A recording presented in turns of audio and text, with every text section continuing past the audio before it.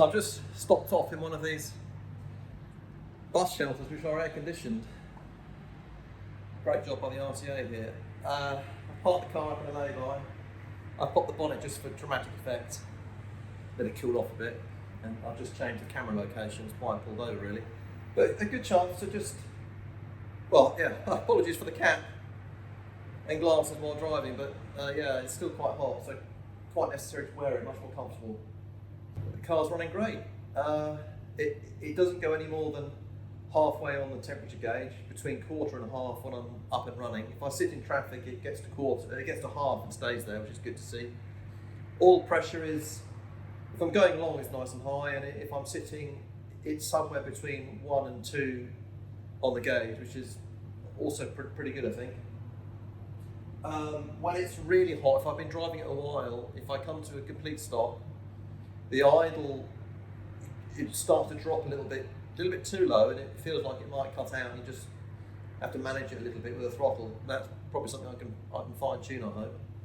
And the steering is great. I think I didn't quite put the steering wheel back on the right spline. I need to go one spline to the right, but with a bit like that's all it needs, just to get it centered, or as an alignment thing. I've never had a wheel alignment on it.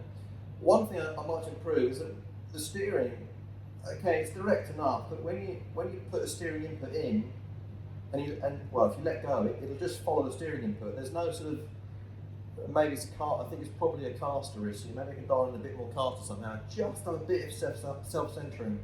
Not a lot. I don't like that sort of springing self-centering action. But at the moment, if you put a steering input in, it'll just stick to it, and it makes steering a little bit wandery. We're not describing that very well.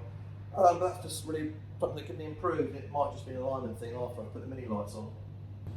What else? The brakes feel good. The brakes never feel amazing, and they've never felt amazing from new, and they don't feel any better because I changed the pads and discs. You always think it's going to be the case, but yeah, it feels the same really. But they're fine nonetheless. Engine is probably the best thing about the car. I don't know what the previous owner did to it, or maybe it's just set up on the cars at the moment. It's on twin SUs. It's got real pickup from the off, and lots of shove.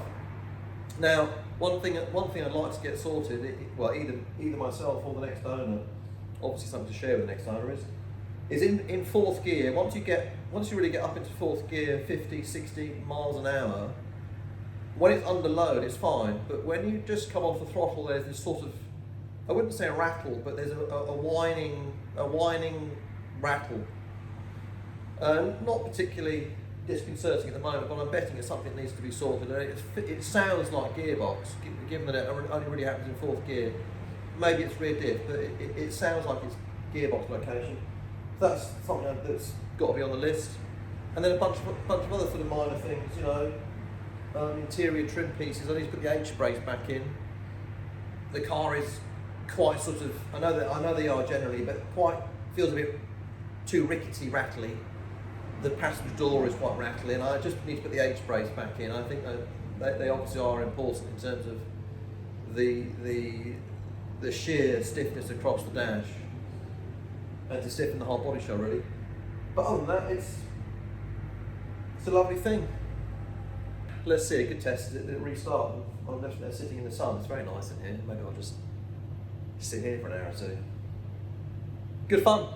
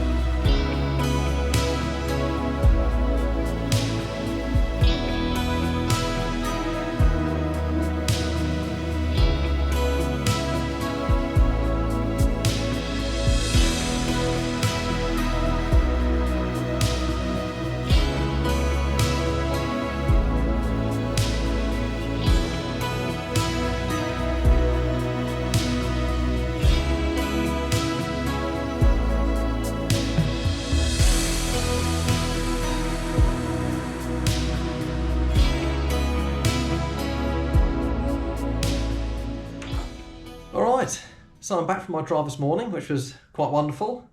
Did a full blast up and down the main road in Dubai, Sheikh Zayed Road. Yeah, lovely really. The car drove very nicely, behaved itself. It was still quite hot this morning, something like 35 degrees C. So yeah, I was so desperate to go out, but it's a bit borderline really to be out driving. Now the car's finished, at least it's up and driving on the road again. I need to turn my attention to putting it up for sale. So that's what I'll do in the coming week. But there was a lot of work in the last, well, it's been almost 2 weeks to get the car back on the road. So just to sort of recap some of that. So the front hub, just to finish that off.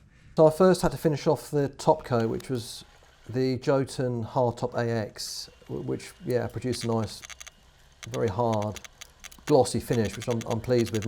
My finish is somewhat to be desired overall. It's a bit too blotchy, but I think I can improve that by spraying it.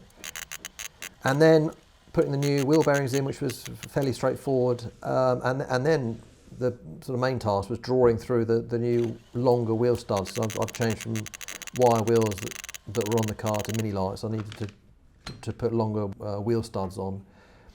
And of course, all the references that I've seen normally use an impact gun, and I thought, well, with an impact gun, even the one I've got, the lowest setting on that is approximately in the range of 150 to 250 foot-pounds. So I figure that, well, rather than just rattling on it with an impact driver, could I do it by hand? And again, following a couple of ideas, I've used a stack of washers that I've greased every side of, and that seemed to do the trick. I was able to then, although it was a bit of a wrestle, just on the tabletop, to draw them through with a normal ratchet. And then, for good measure, I've also then attached it to the back side of the wheel, and the wheel is basically given a nice big anchor, and that allowed me to torque them up to 80 foot-pounds, in a much more controlled manner, and in that way I'm not exceeding the tensile pull on the stud any more than the lug nuts will apply to it. So that seemed to work quite nicely, and then that completed the front hub. Put the brake disc on and torqued those bolts up. I think they're torqued to 34 foot-pounds, a bit of a lower torque spec on those 4 bolts, and then that was ready to put back on the car.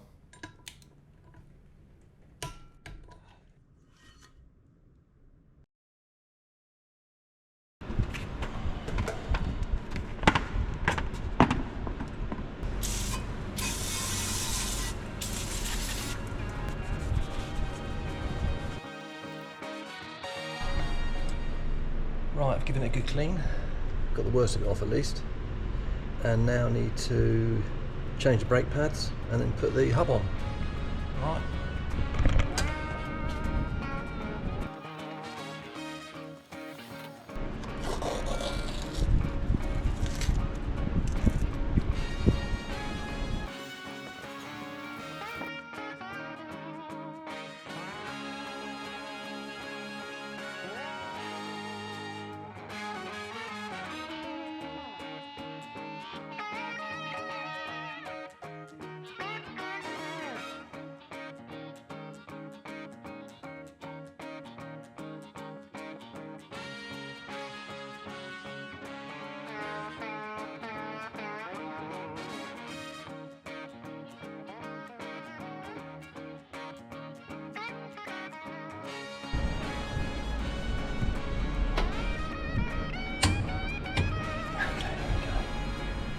Whew, okay, all done I think, all back together.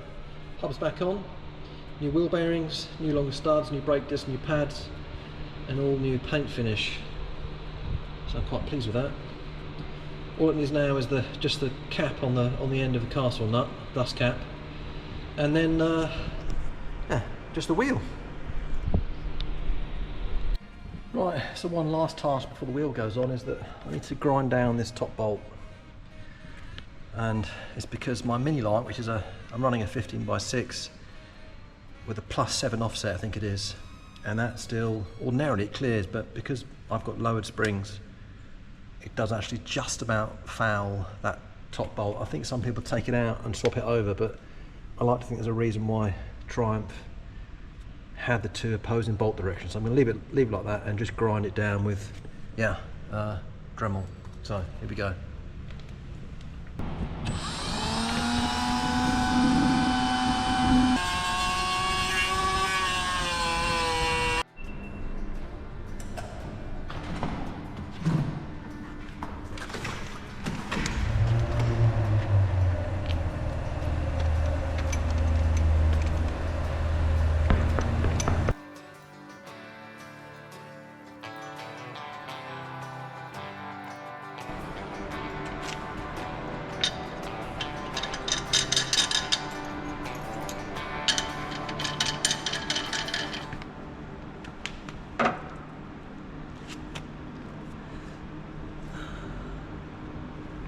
Car is rolling in theory.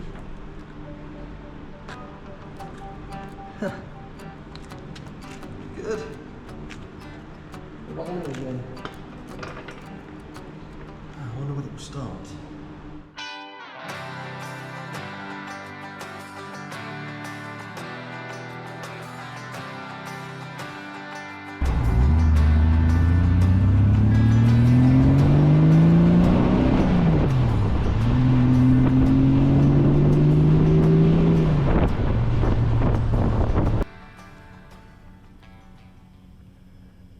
Got ourselves an office.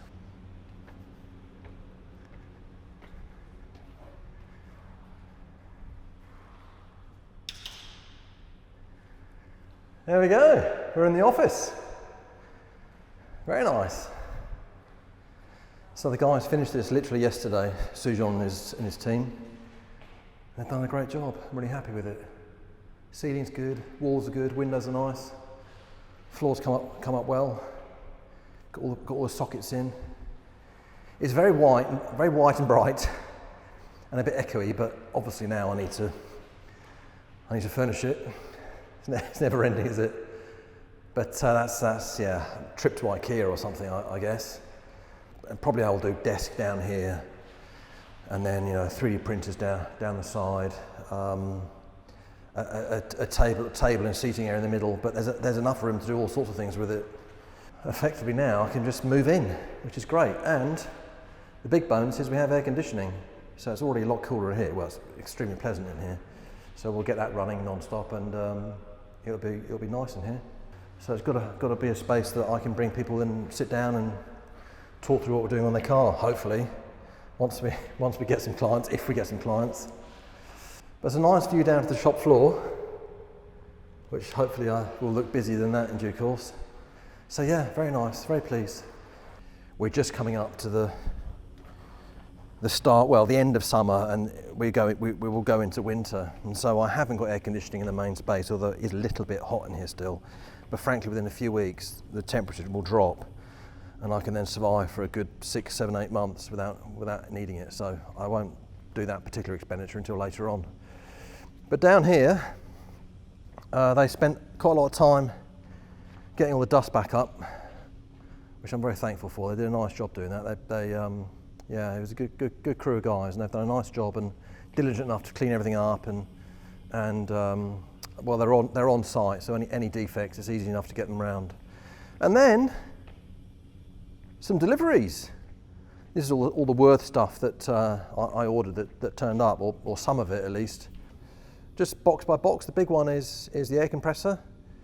It's, the guy told me 275 litres, 3 horsepower. I'm not really sure what that means in capacity terms.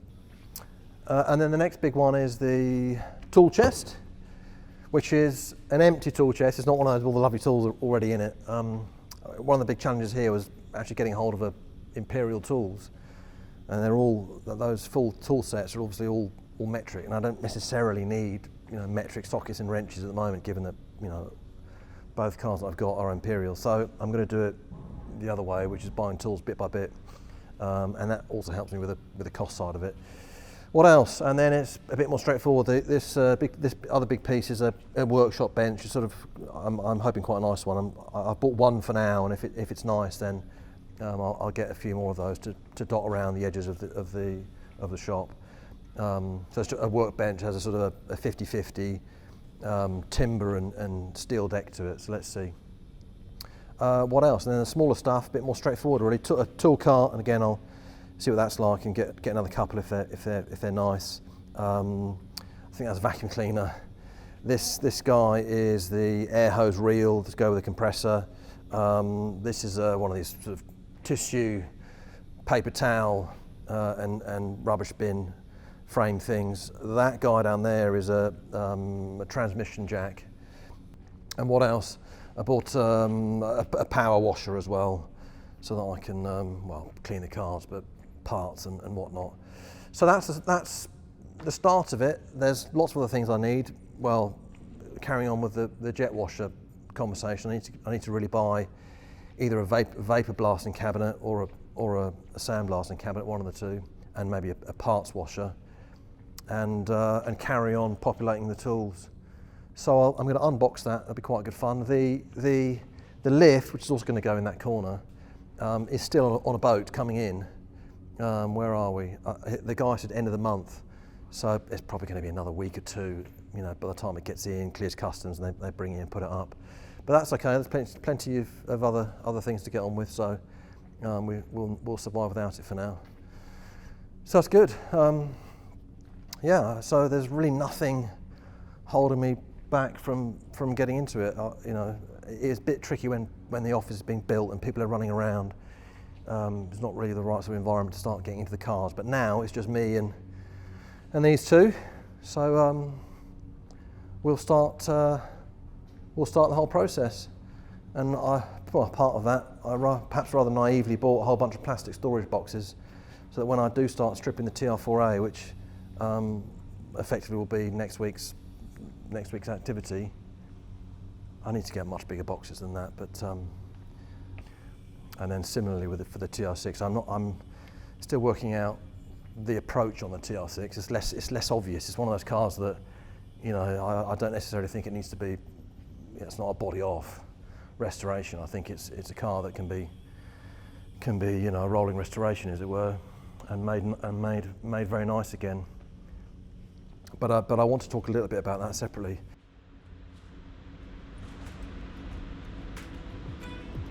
Right, time to unbox this stuff.